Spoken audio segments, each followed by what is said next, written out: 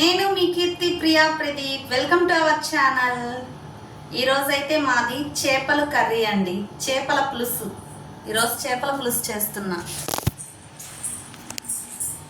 ఇదండి చేపలు శుభ్రంగా కడిగేసాను. చేపల పులుసుకి కావాల్సినవన్నీ రెడీ చేసుకున్నాను. పులుసు ఇంకా అవ్వకుండానే రెడీ అవుతున్నారు మా పింకీ అను. ఇద్దండి మా లక్కీ గాడికి ఆ స్మెల్ ఏంటో అర్థం కాల. వాళ్ళ డాడీ పొద్దున్నే చేపలు తీసుకురావడంతోనే మార్కెట్కి వెళ్ళి వచ్చిన వాసన వస్తుంది కదా వాళ్ళ డాడీ దగ్గర. ఇంకంతే, ఆ వాసన ఏంటో అర్థం కాల. వాళ్ళ డాడీ దగ్గర చేరి స్మెల్ పీలుస్తూ ఉంది బట్టల మీద. మొన్న రొయ్యలు తెచ్చుకున్నప్పుడు కూడా అంతే. ఇంతే, వంటగదిలోనే తిరుగుతుంది. నేను ఎక్కడికి వెళ్తే పాపం దానికేమో పెట్టకూడదు, చిన్నది కదా. ఇంకా మా పింకీ కూడా చేపల పులుసు కోసం వెయిటింగ్. చూడండి ఎలా చూస్తుందో.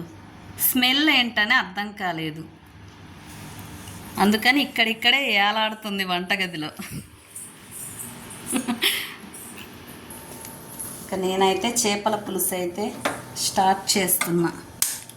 నేను చేపల పులుసు ఎలా చేసుకుంటానో మీతో అయితే షేర్ చేసుకుంటాను. చూడండి ఎలా లాగుతుంది. వదులుతావా లేదా మర్యాదగా? ఇది నా చున్నీ, నాది. ఇది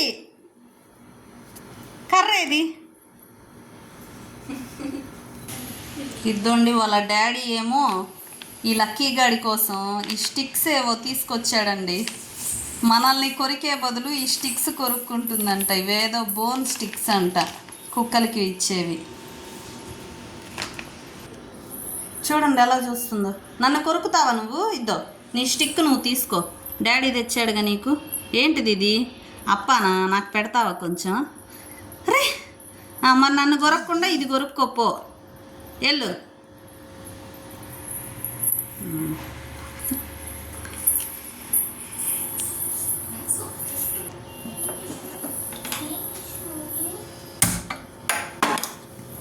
చూడండి నా పని చెడగొడతారు వీళ్ళు. చేపల పులుసుకి ఆయిల్ కారం అయితే ఎక్కువే పడుతుందండి. నాన్ వెజ్ ఏ ఐటెంకైనా ఆయిల్ కొంచెం ఎక్కువే పడుతుంది.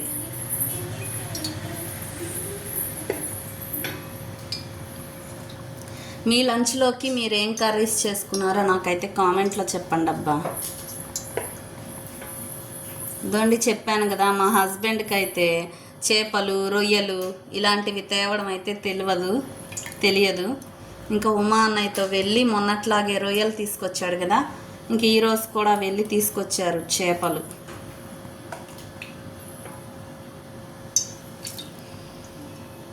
నేను ఆయిల్ అయితే ఎక్కువే వేసుకున్నా. నాన్ వెజ్ కాబట్టి ఎక్కువే వేసుకోవాలి.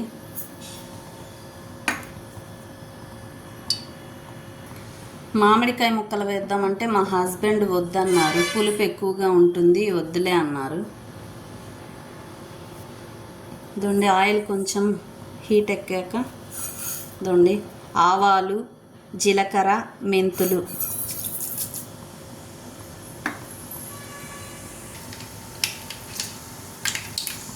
ఇవి ఎక్కువ మాడనివ్వకూడదండి, పులుసు చేదొచ్చేస్తుంది. మళ్ళీ ఆనియన్స్ వేసుకుంటున్నాను. ఆనియన్స్ అయితే పెద్ద సైజే కట్ చేసుకున్నాను ముక్కలు.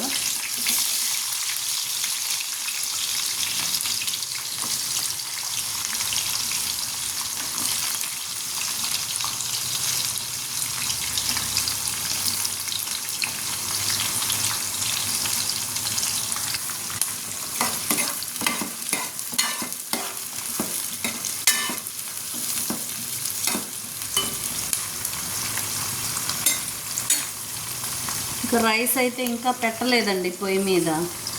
ఏంటంటే మనం ఆగలేము, చేపల పులుసు అయిపోవడంతోనే తినాలనుకుంటాం. కానీ ఇది ఒక ½ అవర్ 1 అవర్ అయినా పక్కకి పెడితేనే చేపల పులుసు రెడీ అయ్యాక ఒక 1 అవర్ అయినా ఆగి తింటేనే బాగుంటుందండి.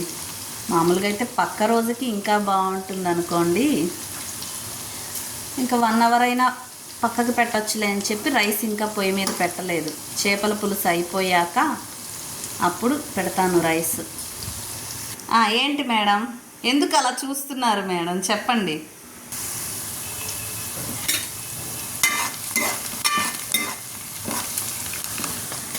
పాపం మా లక్కీ గడికి ఏం స్మెల్ వస్తుందో అర్థం కావట్లేదు.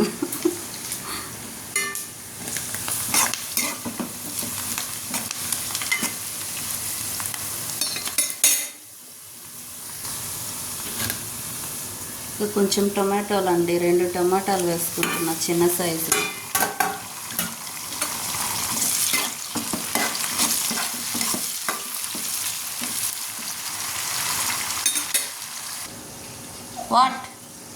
What happen?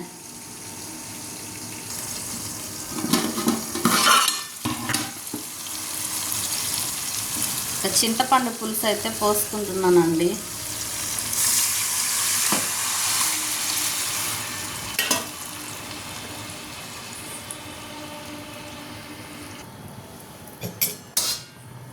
ఇంకా కారము నేనైతే 5 స్పూన్లు తీసుకున్నాను చిన్న స్పూన్తో. ఇంకా పసుపు, కారం పసుపు వేసాం కదా, కొంచెం మిక్స్ చేసుకొని పులుసు కొంచెం లైట్గా చిక్కపడేలాగా తెల్లనివ్వండి.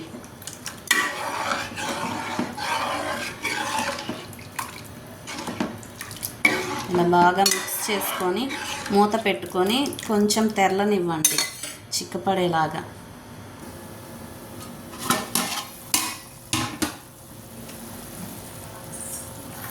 ఇలా మరుగుతున్నాయి కదా కొంచెం. ఇప్పుడు ఈ ధనియాల పౌడరు 1 స్పూన్ అండి, ధనియాల పౌడరు. ఇంకా నేను ఆచీ పౌడర్ వేస్తున్నాను అండి. ఆచీ వాళ్ళది ఫిష్ మసాలా పౌడర్ ఉంటుంది కదా, అది 1 స్పూను.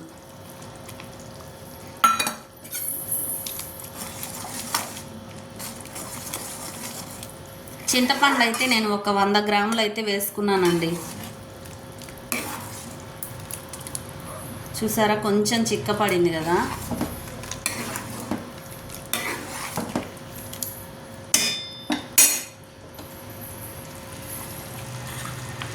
ఇంకా ఫిష్ మసాలా పౌడరు, ధనియా పౌడర్ వేసాను. ఇంకా ఇద్దండి మిర్చి, కరివేపాకండి.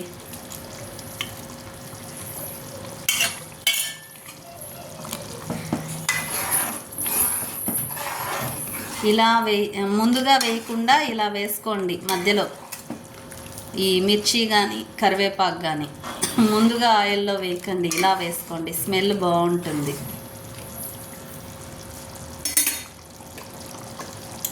ఇంకా సాల్ట్ ఇదండి, సాల్ట్ మీరు చూసుకొని వేసుకోండి అబ్బా.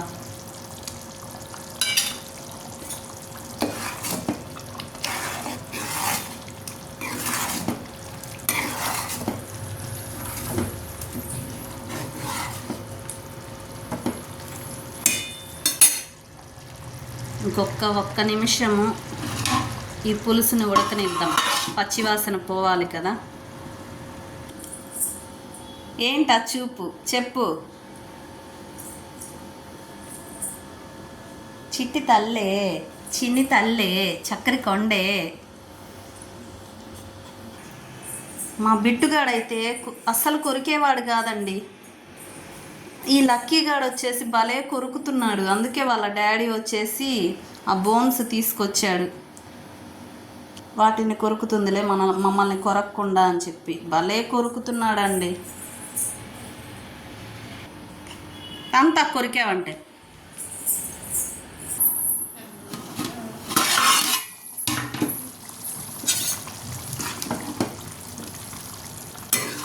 ఇదండి లైట్గా చిక్కపడింది కదా పులుసు. మరీ నీళ్ళగా అయితే వేసుకోకూడదండి చింతపండు పులుసు, కొంచెం చిక్కగానే వేసుకోవాలి. ఇలా మరిగించుకోవాలండి. పసుపు పచ్చివాసన పోవాలి కదా. పచ్చివాసన పోయాక ఇప్పుడు చేపలు అయితే వేసుకుందాం.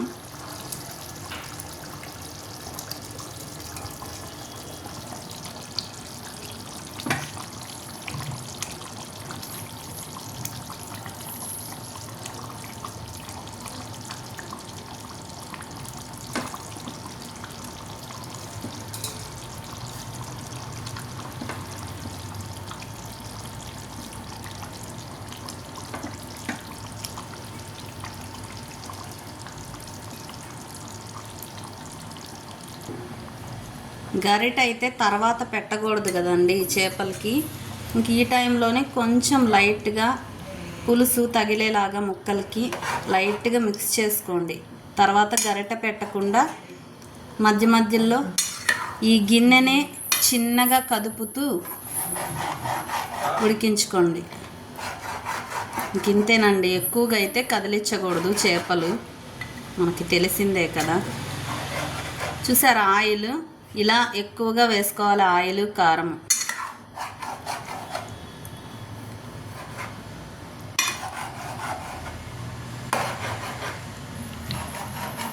కనీసం ఒక 20 నిమిషాల వరకు చేపలు అయితే ఉడికించుకోండి.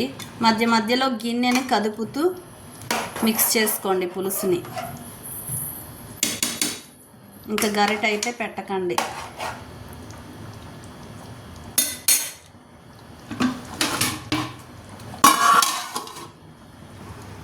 అయ్యో రామా, ఫిష్ వాసన వస్తుంది, వీళ్ళేమో పెట్టరు నాకు.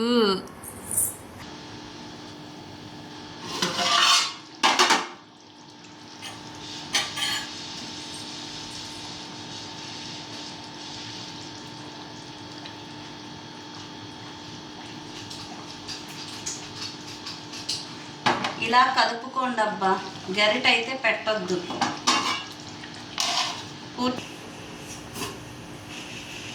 గరిట అయితే పెట్టొద్దబ్బా. ఇలా మధ్యలో 3 టైమ్స్ అయితే కుదుపుకోండి గిన్నెని. కర్ర ఇది వదులు.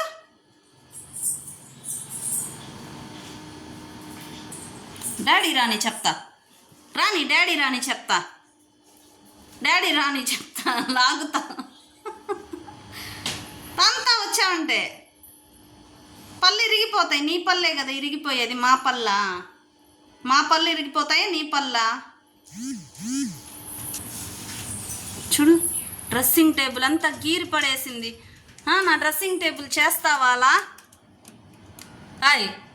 నీకు అప్పాలు పెట్టట్లేదా నేను? ఓయ్,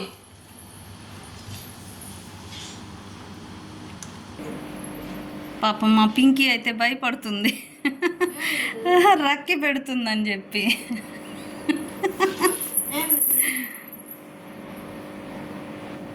డాడీ రాని, డాడీ వచ్చి నాకు చెప్తాదిలే పింకీ.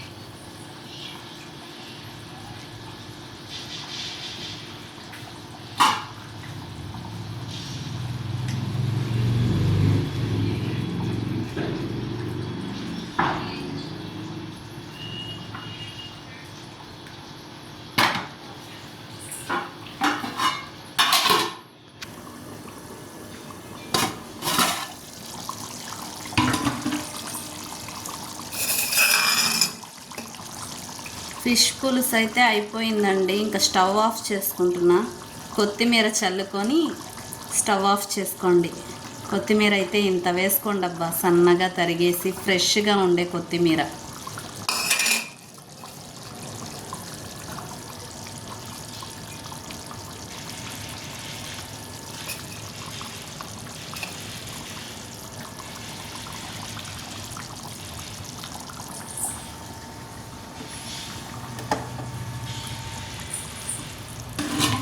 చేపల పులుసు అయితే రెడీ అయిపోయిందండి.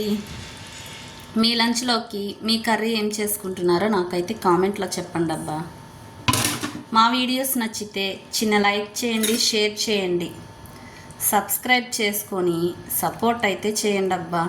Please support me. లంచ్ చేయండి, హెల్తీగా ఉండండి.